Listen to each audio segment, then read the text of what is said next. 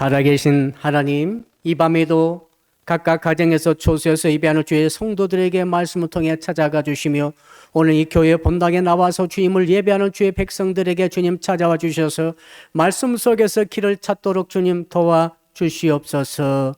성령께서 마지막 순서까지 기름 부으심으로 인도해 주실 줄로 믿사오고 예수 그리스도 이름으로 기도합니다. 아멘. 오늘 밤에 주시는 말씀을 찾아서 교독으로 봉독하도록 하겠습니다. 이사야서 59장 11절부터 마지막 21절까지의 말씀입니다.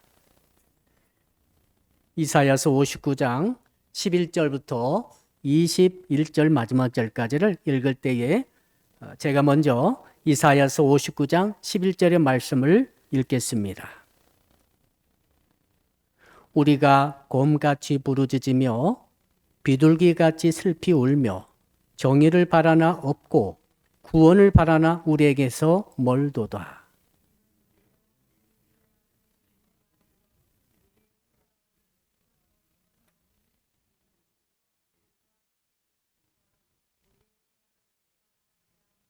우리가 여호와를 배반하고 속였으며 우리 하나님을 따르는 데에서 돌이켜 포악과 패역을 말하며 거짓말을 마음에 잉태하여 나으니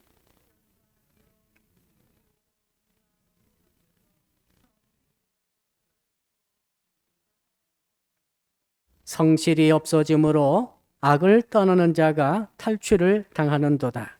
여호와께서 이를 살리시고 그 정의가 없는 것을 기뻐하지 아니하시고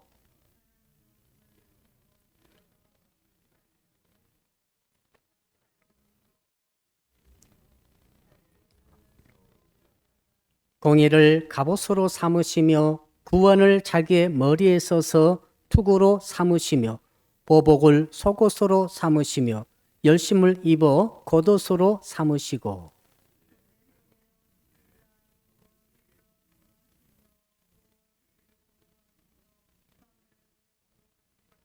서쪽에서 여호와의 이름을 두려워하겠고 해 돋는 쪽에서 그의 영광을 두려워할 것은 여호와께서 그 기운에 몰려 급히 흐르는 강물같이 오실 것임이로다.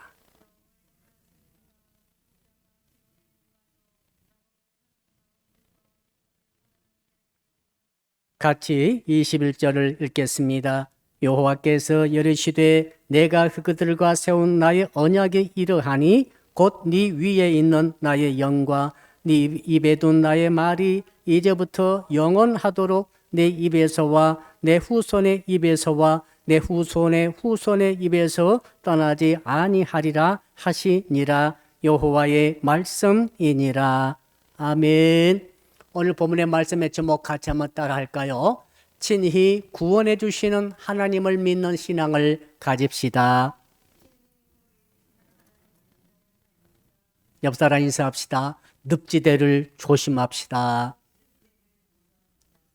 러시아가 작은 국방력을 가진 우크라이나에게 크게 지금 고전을 하고 있는 것으로 보입니다. 많은 이유가 있습니다만은 그 중에 한 가지 이유가 라스푸티차라고 하는 늪지대 때문에 그렇습니다. 탱크가 들판을 향해서 돌진해야 될 터인데 지금 들판을 마음껏 돌진하지 못한다고 합니다. 왜? 빠지면은 나올 수가 없어요. 그래서 길이 잘 닦여진 이 국도나 고속도로 등 큰 도로로만 탱크들이 지나가다 보니까 그건 너무 다 쉬운 방어의 대상이 되는 거죠.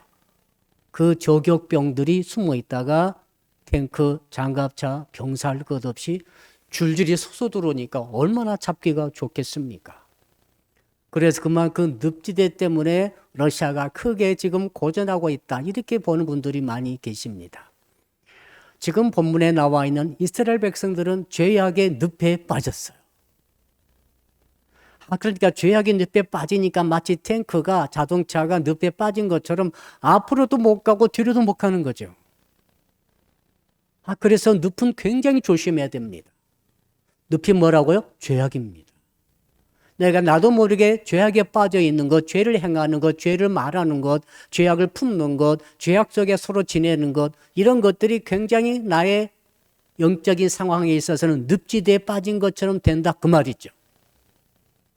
지금 그래서 이스라엘 백성들의 죄악의 늪에 빠져가지고 오도 가도 못한 상황 가운데 이방 민족 바빌론에게 져서 전쟁에 치고 학살을 당하고 모든 이 도시가 파괴되고 성전이 불에 타버리고 나머지는 포로로 잡혀와 끌려가서 이제는 영원토록 포로 생활할 것 같은 그런 고통에 빠져버린 것이죠. 왜요?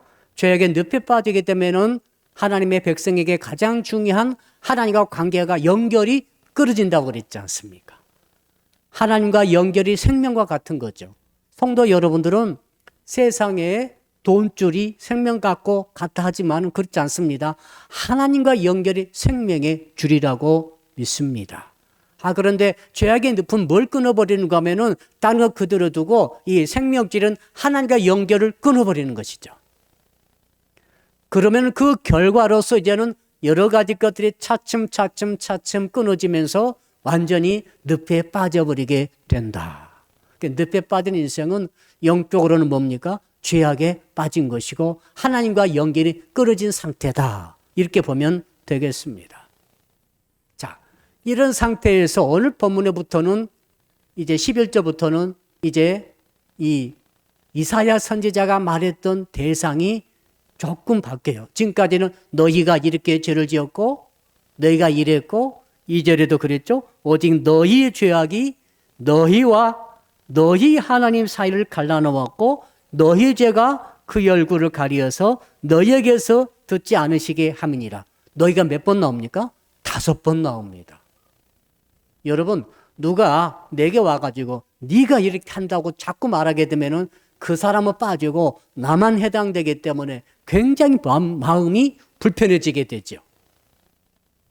근데 11절부터 12절, 13절 보니까 너희가 싹 빠져나가버리고 없어요. 뭘로 바뀝니까? 우리로 바뀌는 거죠. 한번 따라 할까요? 너희가 우리로 바뀌었습니다. 그런 차이가 있죠. 너희가 잘못했다 이것과 우리가 잘못했다 이것도 나도 포함된다는 거죠. 이사야 선지자가 지금까지 10절까지는 너희가 이렇게 죄를 지어가지고 너희가 바로 너희 죄가 하나님과 너희 사이를 가로막아가지고 너희가 이렇게 고통 중에 있지 않느냐, 너희가 죄악의 늪에 빠졌구나, 전부 너희 책임이다, 너희 죄 때문이다 라고 계속 말을 하다가 이제는 우리가 죄를 지었다 이렇게 바뀌는 거죠.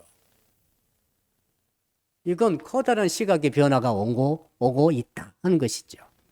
우선 우리가 11절 같이 한번 읽어보겠습니다. 11절 같이 읽읍시다. 시작. 우리가 곰같이 부르짖으며 비둘기같이 슬피 울며 정의를 바라나 없고 구원을 바라나 우리에게서 멀도다. 11절, 12절, 13절 계속 읽다 보니까 우리란 말이 무려 9번이나 반복되어 나옵니다. 우리가 그랬다는 거예요. 우리 책임이라는 거죠. 우리가 문제라는 거예요. 지금까지는 네가 문제고 네 책임이다 그랬다가 그러니까 이사야 선지자가 이제 11절부터는 뭡니까? 자기를 포함시키면서 하나님께 죄를 회개하는 일들이 회개 기운이 일어나는 것이죠. 여기에 소망이 있게 되는 거죠. 자, 우리에게 문제가 있을 때에 너 때문에 문제가 있다라고 볼 때와 우리가 문제가 있다고 생각할 때는 큰 차이가 있습니다. 나도 책임이 있고 내가 바로 잘못했다고라는 것을 인정하는 것이 되는 것이죠. 그러면서 이 죄악의 늪에서 빠져나오는 방법을 오늘 터득하셔야 돼요. 한번 따라합시다. 어떻게 해서든지 죄악의 늪에서 빠져나옵시다. 죄의 문제에 대해서 네 죄라고 하지 말고 우리 죄라고 그래야 돼요. 거기서 시작되는 거죠. 우리 집의 문제는 우리 문제입니다. 이렇게 되면은 소망이 있어요. 우리 집의 문제는 저놈의 남편 때문입니다. 저 자식 때문입니다. 저 아내 때문입니다. 그런 문제가 있어요. 예, 문제가 굉장히 많죠. 그럼 그 남편만 문제가 있기 때문에 그 가정이 문제입니까? 늪에 빠졌습니까? 자, 우리나라 문제는 저 사람들 때문입니다. 그러면은 그 나라가 문제가 많죠. 그럼 그 사람들이 없어지면은 나라가 잘 됩니까? 저는 아닌 것 같아요. 그게 아니라 우리나라의 문제가 저 사람도 문제가 있지만은 우리에게 문제가 있다라고 인정하고 들어갈 때 뭔가 해결책을 찾을 수가 있는 것이죠. 그렇죠? 그래서 이사야 선지자가 지금까지 너희 때문이라고 계속 주의 말씀 받아서 하신 것이겠지만은 이렇게 할 때는 소망이 없었어요. 왜? 죄악에 대해서는 처벌밖에 없어요. 근데 회개가 되어야 할 텐데 너 하다가는 회개가 안 돼요. 그러나 우리라고 딱 바꾸니까 9번이나 걸쳐서 내 죄, 너희 죄가 아니라 우리 죄라고 하고 이렇게 말이 바뀌니까 그때부터는 뭐가 합니까? 회개의 역사가 이제 시작이 되는 것이죠. 첫째, 곰처럼 어떻게 됩니까? 우리는 미련한 곰 하지만 곰 절대 미련하지 않습니다. 곰은 나무도 잘 올라가고 곰에게 쫓길 때 나무 올라가면 안 됩니다. 나무 타고 올라가서 잡아요. 그럼 물로 곰은 수영도 잘해요. 그럼 어디로 갈 겁니까? 여러분, 곰은 굉장히 영리해요. 그래서 오늘 보니까 곰이 어떻게 했습니까? 곰이 부르짖었다고 그랬잖아요. 한번 따라 합시다. 곰같이 부르짖읍시다. 어투가 좀 이상하죠? 옆 사람 보고 인사합시다. 곰처럼 부르짖어 보세요. 그러면은 장로님 곰처럼 좀 부르짖어 보세요. 그럼 좀 미련한 곰 생각이 나가지고 우리는 좀 그렇습니다만 이 사람들 그게 아니에요. 곰은 굉장히 영리한 동물이에요. 그 형편, 처지, 문제를 다 아는 거죠, 곰이. 알고 나서 울부짖는 거예요. 이건 뭐냐면은 성도들이 죄를 깨닫고 내가 죄가 있고 내가 문제라는 것을 알고 울부짖는 기도를 뜻하는 것이죠. 하갈이 아브람과 사라에게 쫓겨났습니다. 하나님 허락하셨죠. 쫓아내라 허락하셨습니다. 그러나 어머니 입장에서는 너무너무 이건 비극적인 것이죠.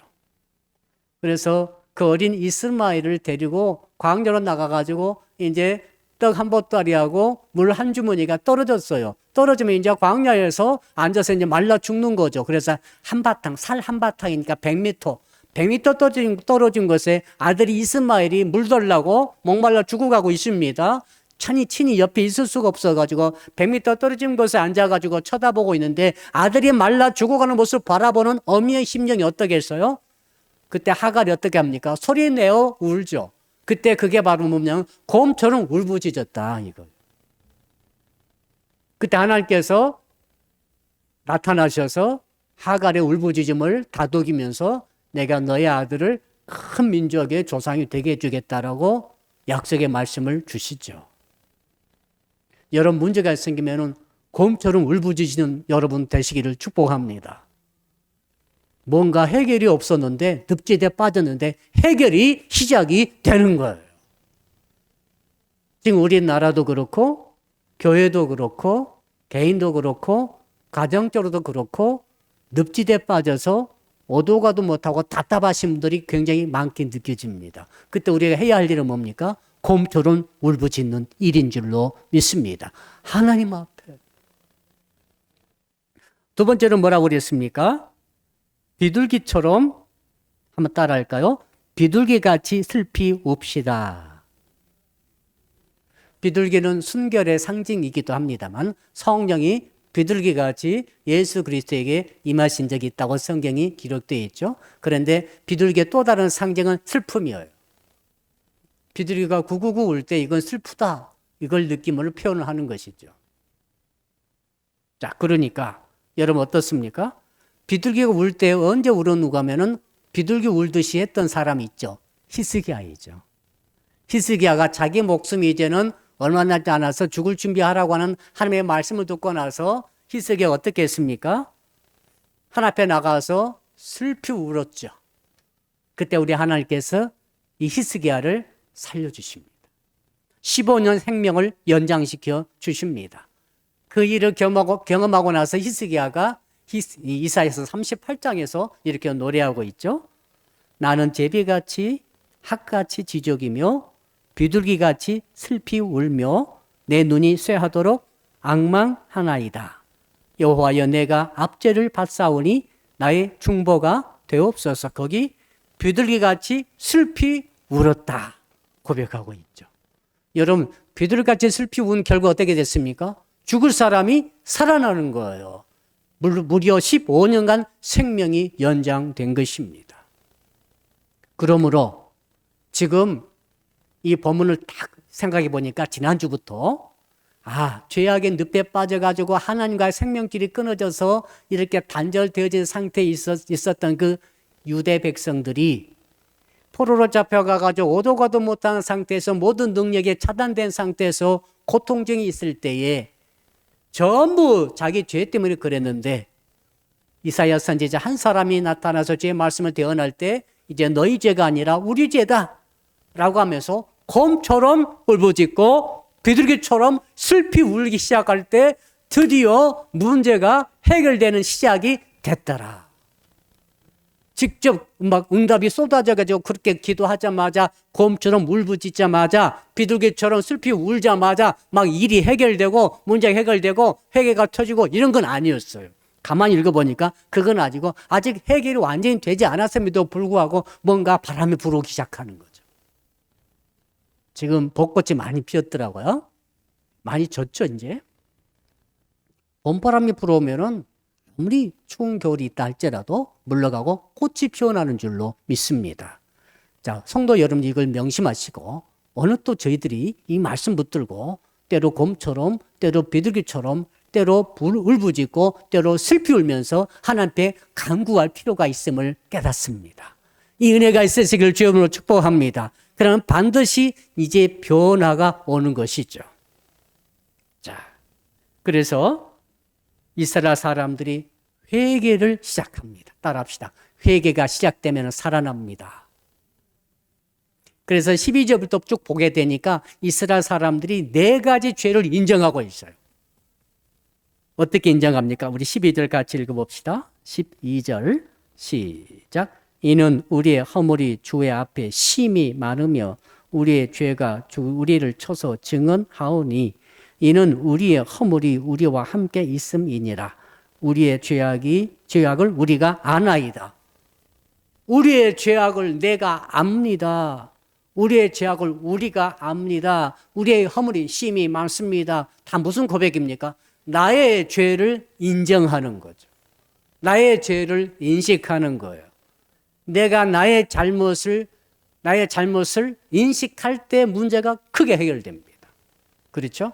자, 사람들이 왜 악을 반복해서 범합니까?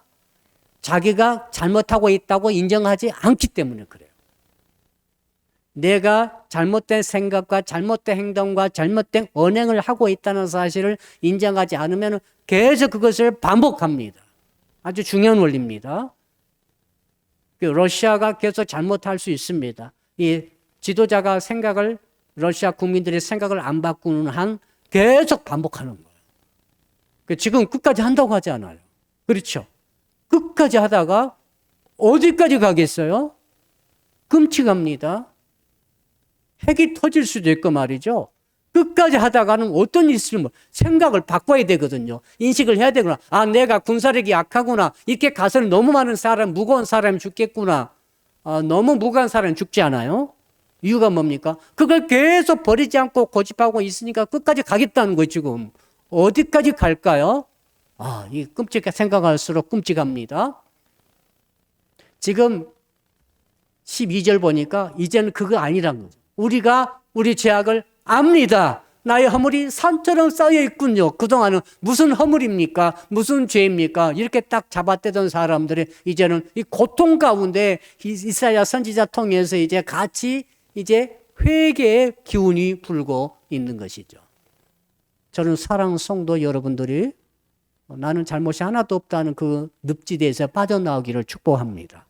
내가 잘못하고 있고 나에게 허물이 있고 내 죄가 있다는 사실을 내가 진실로 인정하면은 드디어 오도 가도 못하던 늪지대에서 이제 빠져나올 수 있는 힘을 얻게 되는 줄로 믿습니다. 이 힘이 있어야 되거든요. 바퀴가 빠져버리면 사람들이 이해할 겁니다. 바퀴가 빠지면은 참 힘들어요. 오도 가도 못하나. 그러나 어느 순간 힘을 받으면은 나올 수 있어요. 그 힘이 뭡니까? 나의 죄를 인정하는 거죠. 나의 허물을 인정하는 거예요. 내가 잘못됐다는 사실을 내 생각이 잘못될 수도 있다는 사실을 인정하셔야 돼요. 자, 가정이 어려운 이유는 자기가 잘못된 생각과 잘못된 행동과 잘못된 말을 하고 있다는 사실을 인정하게 되면서부터 그 가정이 좋아질 수 있는 동력을 얻게 되는 거죠. 개인도 마찬가지입니다. 나라도 다르지 않다는 것을 보고 있지 않습니까? 전혀 나라도 다르지 않아요. 잘못된 생각을 끝까지 고집할 때, 죄를 인정하지 않고 허물을 인정하지 아니할 때 엄청난 파탄을 가져올 수 있습니다. 그런 세계가 앞으로 닥칠지 아무도 몰라요, 지금. 왜? 세상은 그런 사람들이 너무 꽉 찬 거예요. 자기가 절대 틀리지 않았다고 생각하는 사람이 너무 꽉 차 있어요, 지금. 이것이 문제죠. 개인도, 가정도, 국가도, 세계도 멸망에 빠질 수도 있어요. 완전 멸망할 수도 있어요. 죄를 인정하지 않으면은, 허물을 인정하지 않으면은 그 인생이 완전히 죽을 수도 있어요. 별 사람 다 있잖아요. 많은 사건과 사고가 오늘 또 생겨나고 있더라고요. 자, 그러니까 이 잘못된 생각 갖고 있으면은 그 이은혜 씨인가 그분 보니까 만나는 모든 남자를 다 죽였다. 그 왜 저렇게 할까? 아직도 젊은 사람이 그 생각 때문에 그래요. 그 악한 생각, 허물지고 죄된 생각을 갖고 그 생각대로 살아가는 거예요. 얼마나 무서운 일입니까? 이거 정말 생각하기도 싫은 일입니다만은 한번 생각을 해봤어요. 제가 해보니까 오늘 말씀 그대로입니다. 자, 13절 볼까요? 또 뭐라고 지금 회개가 터져 나오는지 13절 읽읍시다. 시작. 우리가 여호와를 배반하고 속였으며 우리 하나님을 따르는 데에서 돌이켜 포악과 패역을 말하며 거짓말을 마음에 잉태하여 나으니, 자, 내가 여호와를 배반했습니다. 네가 배반했지 이게 아니라 우리가 배반했습니다. 우리가 패역했습니다. 패역했다는 말은 하나님 말을 끝까지 고집피우고 듣지 않고 불순종했다 그 말 아니겠어요? 그러면서 나중에는 이 거짓말을 마음속에 잉태하여 낳았습니다. 진리가 아닌 거짓된 것들을 마음속에 품고 있다가 이것들이 결국 이렇게 됐습니다라고 인정하는 거예요. 이게 정말 회개의 문 아닙니까? 회개하는 거죠. 내가 알고 봤더니 내가 배반하는 마음을 가졌어요. 품었어요. 이스라엘 유대 사람들이 마저 하나님을 배반하는 마음을 품은 거예요. 그 결과가 이렇게 된 거예요. 이것을 드디어 이사야 선지자가 중보자의 심정을 가지고 우리로 함께 회개를 지금 같이 하고 있다 하는 것이죠. 14절 또 14절 15절 두 절 같이 읽읍시다. 시작. 정의가 뒤로 물리침이 되고 공의가 멀리 섰으며 성실이 거리 엎드러지고 정직이 나타나지 못하는도다. 성실이 없어짐으로 악을 떠나는 자가 탈취를 당하는도다. 여기까지요. 정의, 공의, 성실, 정직, 또 진실 이런 것들이 그 사회 속에서 점점 사라져 버리더라. 우리나라가 가장 중요한 것은 사회가 진실한 거예요. 정직이 지배하는 사회가 돼야 돼요. 젤렌스키가 그렇게 온라인 통해서 이렇게 연설할 때 저는 너무 충격받았어요. 국회의원들이 한 절반은 없더라고요. 어디 갔는지 절반은 듣지도 않고 없었어요. 절반 이상 없었나? 그리고 한 번도 기립박수를 하지 않았어요. 다른 나라는 난리가 났잖아요. 우리나라 입장일 수도 있겠습니다만은 그 문제는 놔두고 일단은 무엇이 옳은가 정의와 진실, 공의, 공정성 여자를 죽인 게 맞습니까? 강하다고 약한 자를 막 때리는 게 맞나요? 어떤 강한 자 오늘 밤에 여러분 집 대문을 뚫고 총 들고 들어와서 뺏어가면 여러분 그걸 뭐라고 하실래요? 그러면은 소위 국회의원한 사람들이 이런 힘이 약한 자가 호소하고 있는 좀 정말 군복 입고 나고 수염도 못 갖고 와가지고 수질끼리 와가지고 이렇게 호소하고 있다 합시다. 그러면은 그냥 그것을 허락을 했으면 우리나라 최고 지도자들이 국회의원 아니에요? 나 국회의원들 완전히 다시 보게 됐어요. 왜 저렇게 하지? 정책적으로 그렇게 하라고 그랬나? 그런 건 아닌 것 같아요. 나라가 말이죠. 사회가 공정과 정직과 진실과 이렇게 성실이 통하고 그게 옳은 것으로 받아들여지고 말할 수 있고 이렇게 돼야 되는데 이스라엘 사회는 그걸 완전히 없어졌다. 처음부터 그렇지 않았어요. 처음에 그렇지 않았는데 죄악을 짓다 보니까 하나님께 마음을 배반한 마음을 품다 보니까 하나님과 연결이 끊어지다 보니까 이게 점점 확대돼서 나중에는 온 사회가 공정성이 사라져버렸다. 재판하게 되면 유전 무죄, 무전 유죄. 틀림없어요.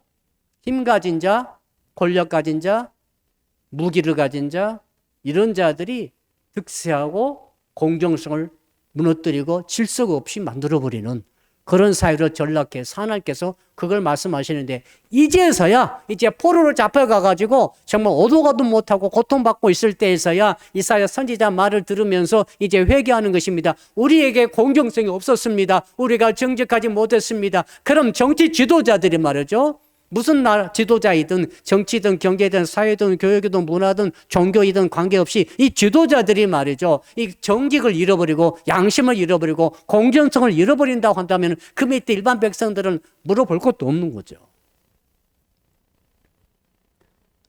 중요한 것은 이제 그것을 인정하기 시작을 했다는 거예요. 이것이 지금 회개의 네 번째 제목이 되겠습니다. 자. 거기 공평이란 말이 나오죠. 공정성입니다. 이스라엘은 공정성을 잃어버렸어요. 사회가. 우리나라 그러면 절대 안 됩니다. 공정성을 잃어서는 안 됩니다. 이건 상식을 잃어서도 안 되지만 이 공정성이 정말 중요합니다. 우리가 기도 제목 중에 한 가지는 대한민국의 이 법원과 검찰청 이런 법을 가지고 집행하는 기관, 경찰 너무너무 우리에게 중요한 것들이죠. 억울한 일 없다고 생각하고 계십니까? 억울한 일 당한 사람이 얼마나 많습니까? 사회가 불공정할수록 억울한 사람이 많이 생기는 것이죠. 억울한 사람이 죽기도 하고 뺏기도 하고. 자, 그래서 사회가 정말 하나님께서 원하신 그거예요. 우리만 열심히 교회 다니면 되는 게 아니라 이 말입니다. 지금 그 사회가 공정성을 지켜야 된다. 근데 이것을 인정할 때부터 이제 하나님께서 새로운 바람을 불어넣어 주신다. 그래서 국회의원들을 위해서 기도를 많이 해야 되겠다. 저 사람들이 법을 만드는 사람들 아닙니까? 나라를 이끌어가는 사람 아닙니까? 근데 이번 사태를 보면서 너무너무 창피하고 이 소위 저 사람들이 공정성을 가지고 있는가. 자기 이익이 안 되면은 외면해버리는 것을 보여줬다 이 말입니다. 지금. 자기 당에 아주 이익이 안 되고 그러면은 그거 별로 안 가도 되고 이게 아니라 이 말입니다. 지금 그쪽에서는 지금 엄청난 민간이 죽고 있으니 이런 사태 우리가 어떻게 최소한 그거 좀 보여드리지 않겠습니까? 우리가 제일로 6.25 때 도움받은 사람들 아닙니까? 우리나라가 거의 유일한 나라 아닙니까? 지금 수만 명의 다국주군이 와가지고 유엔군이 와가지고 희생했던 나라가 우리나라 아닙니까? 너무 저는 실망했어요. 정말 국회의원 잘 뽑아야 되겠다. 시장들 잘 뽑아야 됩니다. 이상한 사람 절대 뽑으면 안 돼요. 그냥 자기 생각 가지고 뽑으면 안 돼요. 잘 보고 뽑아야지. 일단 유사시 그 사람들이 하도 업장이 하도 은밀해서 생명 걸고 싸울 수 있겠습니까? 남양주 시장이 그렇게 싸워야 되잖아요. 먼저 도망가면 어떡해요? 지금 하는 것 보니까 도망가게 생겼더라. 우리가 그럼 만약에 이런 우크라이나처럼 사태 당하지 말란 법이 어디 있습니까? 당하면 누구한테 우리는 호소할 거예요? 그렇잖아 지금. 오늘 말씀과 견주어 보니까 확실히 우리 사회에 우리 지도층 사회에 심각한 문제가 있음을 인정할 수밖에 없다 한 것이죠. 자, 근데 여러분 기뻐하십시오.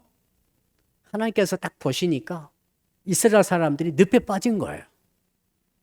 늪에 빠진 사람 특징이 있습니다. 절대 스스로 힘으로 스스로를 건질 수 없어요. 아무리 바보등 쳐도 스스로 나올 수가 없습니다. 지금 이스라엘은 그 상태입니다. 이걸 하나님은 아십니다. 그래서 16절로 이제 말씀하시죠. 어떻게 구원하신가? 오늘 제목 같이 한번 또 따라해 볼까요? 제목 시작. 친히 구원해 주시는 하나님을 믿는 신앙. 우리 하나님께서 이제는 스스로 친히 누구한테 맡기지 않고 구원해 주신다는 약속이죠, 지금. 자, 우리 16절 같이 읽어봅시다. 시작.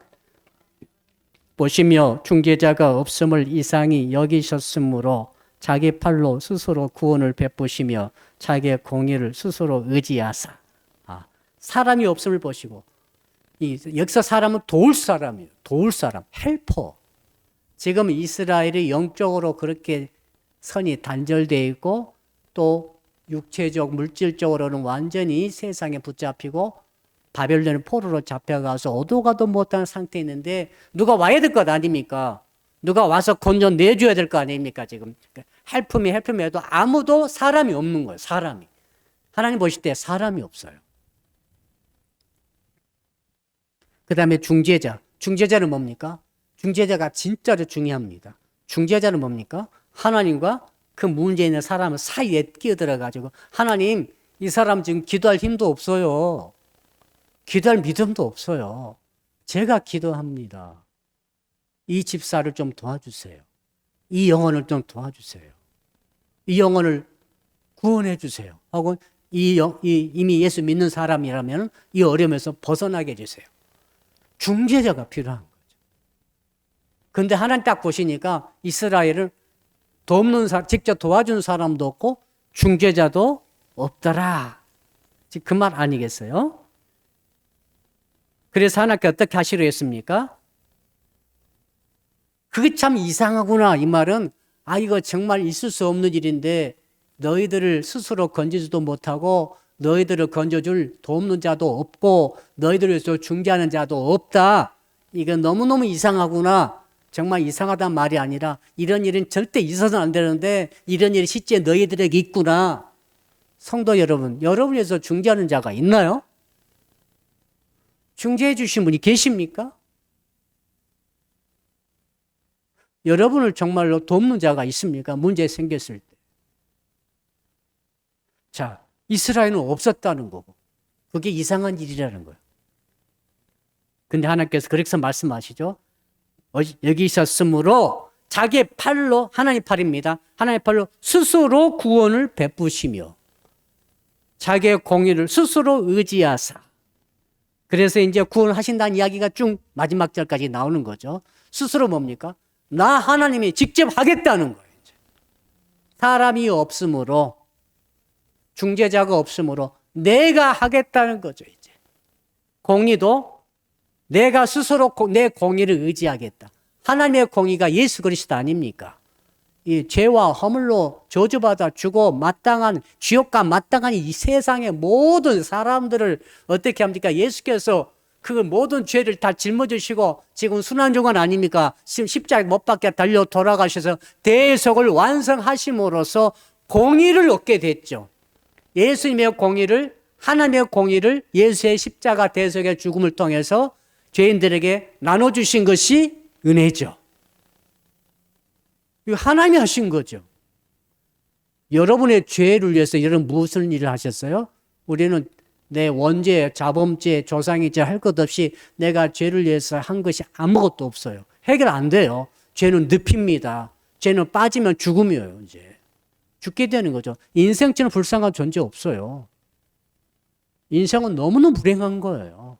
여러분 인간으로 태어났잖아요. 너무너무 불행한 인간으로 태어난 것입니다. 왜? 죄 때문에 그랬죠. 오도가도 못해요. 빠져가다 못하고 이러면 다 지금 죽어가고 있잖아요. 죽음이 기다리고 있어요. 죽음에는 심판이 기다리고 있습니다. 여러분 이 환경 여건 속에서 주님이 말씀하십니다. 내가 이제 중재자도 없고 사람 없으므로 내가 내 공의로 스스로 내가 의지해서 너희들을 공의롭게 해가지고 건져 주리라. 이 말씀 아닙니까? 할렐루야. 너무너무 감사하죠. 그러면서 이제 하신 말씀이 17절 어떻게 하시겠는가 한번 보겠습니다만은, 자, 우리 17절 읽어볼까요? 시작. 공의를 갑옷으로 삼으시며 구원을 자기의 머리에 써서 투구로 삼으시며 보복을 속옷으로 삼으시고 열심을 입어 겉옷으로 삼으시고. 야, 무슨 말입니까? 갑옷, 투구, 그렇죠? 속옷과 겉옷, 이 군복을 말합니다. 그러니까 이건 전신갑주, 하나님의 전신갑주. 사도 바울께서 전신갑주를 에베소서 6장에서 말씀하셨지 않습니까? 오늘 이사야 본문에서 아마도 힌트를 얻어서 영감 받아서 너희들은 이제 성령으로 인해서 전신갑주를 입으라고 말씀하신 줄로 그렇게 생각이 되더라고요. 근데 먼저 하나님께서 내가 갑옷을 입겠다는 거죠. 왜? 내가 죄에 빠져서 오도 가도 못하는 늪에 빠진 너희들을 건지기 위해서 내가 지금 갑옷을 입고 구원의 투구를 쓰고 속옷과 겉옷까지 다 내가 완전 무장해서 내가 어떻게 하겠다고요? 18절 읽어봅시다. 시작. 그들의 행위대로 갚으시되 그 원수에게 분노하시며 그 원수에게 보응하시며 섬들에게 보복하실 것이라. 19절까지. 서쪽에서 여호와의 이름을 두려워하겠고 해돋는 쪽에서 그의 영광을 두려워할 것은 여호와께서 그 기운에 몰려 급히 흐르는 강물같이 오실 것임이로다. 하나님께서 싸우시겠다. 무엇을 위해서? 지금 오도고도 못하고 저기 늪에 빠져 포로 상태는 이스라엘 너희들을 내가 구원하기 위해서 나 스스로 내 의로 내가 무장해가지고 내 스스로 팔에 힘을 가지고 내가 너희들에게 찾아가서 너희들을 마치 큰 물이 확 달려들듯이 내가 달려들어가지고 너희들을 건져내줄 것이다. 그리고 너희들을 괴롭혔던 원수들을 싹 쓸어버릴 것이니까 서쪽에서 동쪽에서 전 세계 사람들이 깜짝 놀라고 나 여호와를 두려워할 것이다 라고 지금 말씀을 하시는 거죠. 이건 이스라엘 사람들이 사람도 없었고 중재자도 없었음에도 불구하고 하나님이 스스로 하신 거예요. 우리가 구원받은 것은 하나님이 스스로 하신 거예요. 우리가 잘나서가 아닙니다. 우리가 착해서가 아닙니다. 착각하지 마세요. 제발 잘난 체 하지 말고 착각해서는 안 됩니다. 왜 그런가 하면 하나님의 은혜를 의지해야지.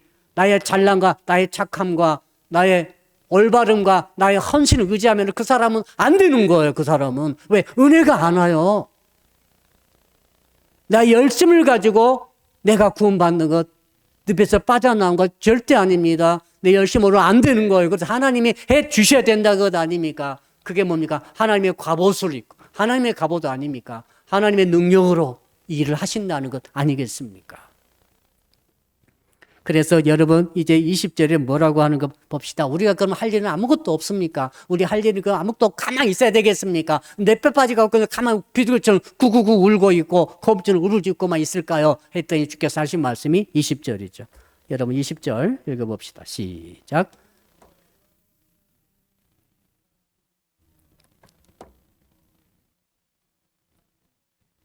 자, 여호와의 말씀이라 이 말은 강조하는 거죠. 제발 여호와의 말씀이다. 지금 이건 진짜다. 이건 절대 변치 않은 하나님의 진리의 말씀이다. 너희를 구원하는 말씀이다 하시면서 들으라 하시면서 하신 말씀이 구속자가 시온에 임하여. 구속자가 누구예요? 예수 그리스도. 시온은 우리가 사는 현장을 말하는 거죠. 예루살렘 도시 시. 야곱의 자손 가운데서 죄가를 누구에게? 죄가를 떠나는 자에게 임하리라. 죄가를 떠나라. 한번 따라합시다. 죄가를 떠납시다. 죄성을 도말하라 말 하지 않으셨어요. 죄성은 도말되지 않아요. 우리가 몸뚱아리를 갖고 있고 육체의 정욕을 다 갖고 있죠. 먹고 싶고 자고 싶고 쉬고 싶고 더 누리고 싶고 이런 어떤 본능이 다 있잖아요. 이 속에 죄성이 들어가기 때문에 육체를 벗기 전에는 죄성이 사라지지 않아요. 근데 여기서 뭐라고 그랬습니까? 죄가를 떠나는 자. 따라합시다. 죄가를 떠납시다. 죄가를 떠난다는 것은 상당히 좀 중요한 개념으로 생각이 됐습니다. 무슨 말입니까? 죄성을 없애라고 그랬으면 우리 힘으로 없앨 수 없으나 죄가를 떠나는 것은 가능하다는 거예요. 자, 예수 믿기 전에, 또 예수 믿었더라도 이렇게 회개하고 내 죄를 인정하기 전에는 내 힘으로 모든 것을 다 할 수 있는 것처럼, 내가 잘난 것처럼 나의 이 헌신과 나의 이 능력과 나의 이 정직성 막 이런 생각 해가지고 막 이렇게 할 수 있다는 생각으로 가득 찬 사람이 말이죠. 그 사람이 죄가를 인정할 수가 없었어요.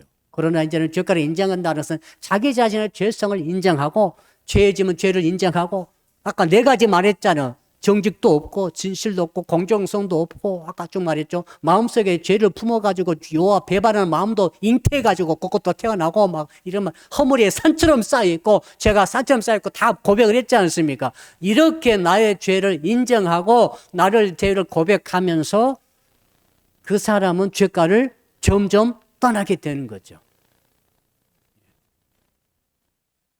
예수를 진실로 믿게 되면 어떤 일이 있는가 하면, 예수를 진실로 믿기 전보다 예수를 믿긴 믿어도 진실이 믿어야 돼요. 양심대로 믿는 게 굉장히 중요합니다. 따라합시다. 예수님을 양심대로 믿읍시다. 말씀을 양심대로 믿읍시다. 양심이 사라져버린 사람이, 진실성이 사라져버리면 예수님을 이용하죠. 하나님을 이용하는 거예요. 교회를 이용하는 거예요. 성도를 이용하고 목사를 이용하는 사람이 굉장히 많아요. 여러분, 굉장히 조심할 점입니다. 나 그렇게 이용하게 된다면 배반을 잉태한 자와 똑같아요. 하나님을 이용하고 예수님을 이용하고 교회를 이용하고 기도를 이용하면 안 됩니다. 주님을 사랑하고 기도를 바치며 찬양을 올려드리고 헌신과 충성, 목숨 바칠 때까지 여러분 우리의 순교적인 생각을 가지고 저 앞에 생명을 돌려드리는 것밖에 없는 거죠. 그렇죠? 이용해서 내가 잘 사는 것은 지난주 주일 설교를 제가 드렸지 않습니까? 절대 그래서는 안 된다고. 예. 왜 안 됩니까? 예수 그리스도, 그분 우리는 생명을 곧 사랑하는 것이죠. 이용의 대상이 안 됩니다. 하나님 이용 당하시겠어요? 하나님을 이용하고자 하는 자 자기가 이용당합니다. 그래서 버림받는 거예요. 지금 그러니까 죄과를 떠난다 이 말이 무슨 말인가 하면은 양심에 걸리는 것을 하지 않는 걸 말해요. 과거에는 하나님도 이용하고 교회도 이용하고 살살 피해가고 자기를 높이며 자기를 드높이려고 애를 쓰고 자기를 드러내고 자기를 부인하지 못하고 자기를 세우려고 하고 이렇게 계속 가는 사람 말이죠. 어떻게 됩니까? 그런 사람은 죄과를 떠날 수가 없어요. 자기를 위해서라면 죄를 짓는 거죠. 반복해서 죄를 짓는 거죠. 죄를 떠날 수 없다니까요. 예수 믿어도 죄를 떠나지 못해요. 죄를 계속 짓는다니까요. 변화가 안 됩니다. 그 사람은. 근데 정말로 자기를 부인하게 되면은 어떤 일이 일어납니까? 자기를 부인하게 되면은 이제는 죄가를, 과거에 짓던 죄를 떠나게 되는 거죠. 과거 거짓말을 10번 했으면 이제 거짓말을 한 번밖에 안 하게 되고, 남의 것을 삭삭하던 분들이 이제 남의 것을 삭삭하지 않게 되고, 하나님 앞에 정직히 드리게 되고, 정직히 헌신하게 되며, 정직히 힘이 연약한 자를 섬기게 되고, 이런 거예요. 뉴욕 지하철에서 큰 사고 났죠. 뉴욕 지하철이 위험해요. 시끄럽고 한국 지하철이 정말 좋더라. 뉴욕 지하철을 타보니까 이건 진짜 조심해야 되겠더라. 총기 난사가 벌어졌어요. 아무 그냥 타고 가도 총기 난사가 벌어졌는데 이런 일이 있었어요. 여자랑 남자랑 앉아있는데 그 총기가 막 총알에 날아오는데 그 여자가 말하는 거, 나 임신했다고. 나 임신했다고 그러니까 그 남자, 아무도 모르는 남자, 그냥 옆에 있는 손님이요. 손님인데 그 남자가 그 여자를 몸으로 막아준 거죠. 총알을 자기가 맞은 거지. 총알을 자기가 맞아주면서 아무 관계없지만 이분이 임신은 했다라고 자기 아기 때문에 울부짖고 있는 모습 보고 그 남자가 뭐 신앙이 있는지 없는지 모르지만은 아무튼 보호하기 위해서 자기 몸으로 자기가 총을 맞았어요. 관통상을 받았더라. 죽지는 않았는데. 그러면 그 사건이 있을 때 어떤 사람 거꾸로도 생각할 수 있어요. 임신했든지 말든지 그 사람 뒤로 자기가 숨을 수도 있잖아요.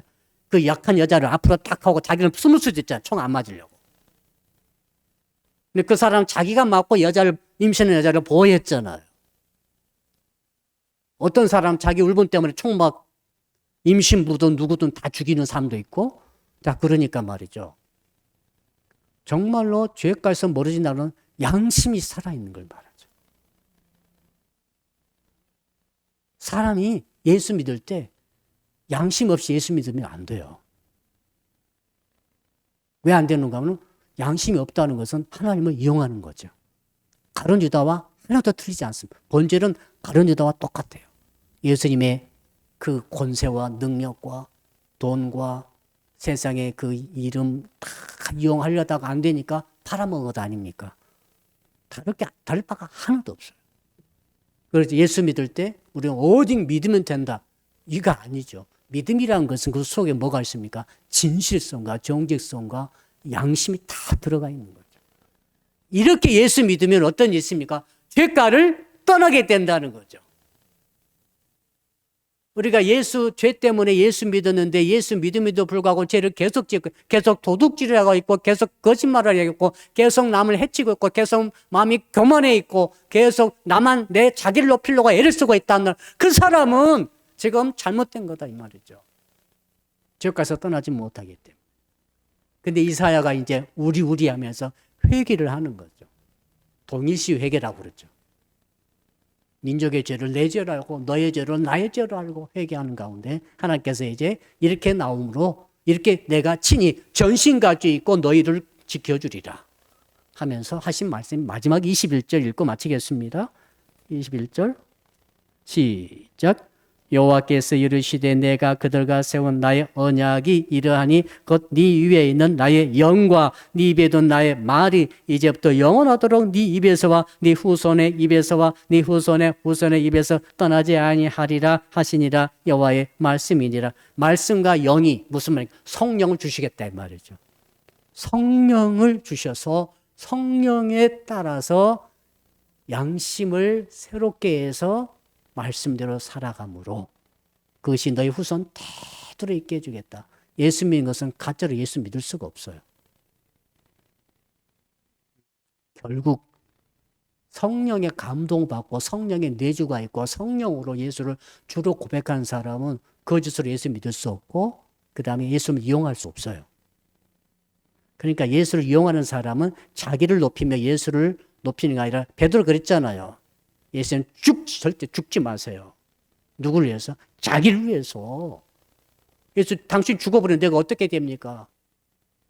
사탄아 물러가라 그랬잖아요. 그 성령을 제대로 지금 받지 못한 상태 베드로죠. 나중에 성령 받고 나서 내가 죽겠습니다 하고 들어가잖아요. 다시 들어가 죽잖아요. 그겁니다. 지금 성령을 주시겠다는 거죠. 결론입니다. 사랑하는 성도 여러분, 세상이 악합니다. 우리도 죄에 빠질 수 있습니다. 죄에 빠지면 늪에 빠진 겁니다. 하나님의 은혜 아니면 구원받을 수 없습니다. 그래서 우리는 하나님 은혜를 받았습니다. 구속자께서 시온에 임하셨잖아요. 웬일인지 웬 은혜인지 우리가 예수를 믿게 됐습니다. 성령을 받았습니다. 성령에 계시며 여러분 성령의 음성을 양심을 가지고 들으셔야 됩니다. 그때 하나님께서 우리를 늪에서 건져내 주시는 은혜가 있을 줄로 믿습니다.